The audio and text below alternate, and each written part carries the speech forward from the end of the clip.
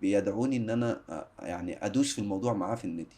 كان يدعوك عشان تتكلم عليه في السوشيال ميديا يعني وفي لا الاعلام؟ لا، في امال ايه؟ في النادي. النادي نفسه؟ واخد بالك لا ما تاني؟ هتدوس في السوشيال ميديا اللي انت تقول ان هو لعيب لا، كويس. اتقال لي كلمه ان انت عندنا اهل ثقه، حلو. فاللعيب اللي هتتكلم عليه خلاص احنا مش هنراجع ورا. قلت لهم لا يا اتكلم عليه على كابتن طارق الصفحه ولا الزمالك اتكلم على ايه؟ بيتكلم عليا، مم. فكلمتك مع المجلس ممكن تأثر.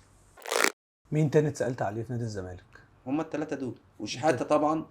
انا يمكن شحاته بلدياتي من بني مزار، وانا كنت عندي قناعه بيه، ومن ضمن الاسباب اللي خلى شحاته، يعني شحاته كلمني في وقت من الاوقات هو واخوه قبل ما احمد. ينضم، قبل ما ينضم لنادي الزمالك خالص، وكان بيدعوني ان انا يعني ادوس في الموضوع معاه في النادي.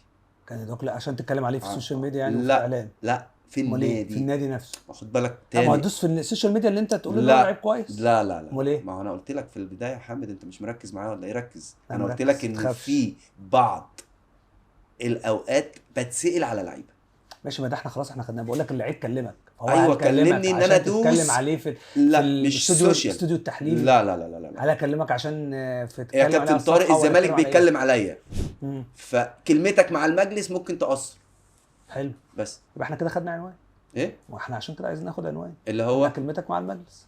لا ما هو مش كل خد بالك، مش كل الاسماء الناس بتاخد بيها مني. مش كل. طب انت رشحت مين وما اتخذش؟ رشحت مين وما اتخدش؟ مش فاكر، مفيش حد. اكيد. يعني انا عاطف متكلم عليه من شهر 12، تمام. وقلت لهم تابعوه. خد بالك في الفتره دي نادي الزمالك كان عنده كافكي. لا، كان عنده سكاوتنج، سكاوتنج. التيم تمام. سكاوتنج اللي معاه.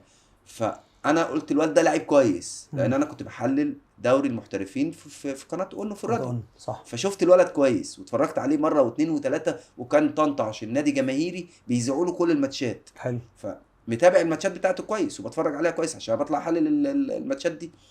فاتصلت ببعض اعضاء مجلس الاداره اللي هم بتوع الكوره، وقلت لهم خدوا الواد ده تابعوه، خلوا السكاوتنج يتابعه. لا احنا عارفين ان انت وجهه نظرك هو بتبقى الكابتن حسين السيد والكابتن احمد سليمان مثلا وحتى الكابتن حسين لبيب نفسه تمام كرئيس نادي. خدوا الولد ده تابعوه بتيم السكاوتنج بتاعكم. اتقال لي كلمه ان انت عندنا اهل ثقه، فاللعيب اللي هتتكلم عليه خلاص احنا مش هنراجع ورا. قلت لهم لا، ده جاي من دوري المحترفين، تابعوه وشوفوا ارقامه عشان يبقى انتوا كمان اكدتوا كلام طارق.